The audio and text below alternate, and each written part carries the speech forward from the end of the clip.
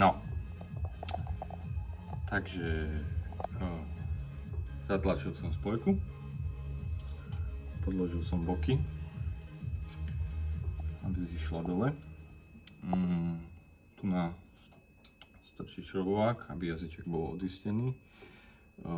Koliesko sa musí točiť pod páčitu a smerom nadol.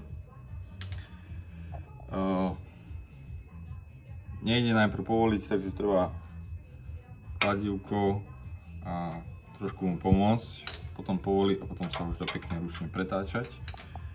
A ako môžeme vidieť, bolo to zhruba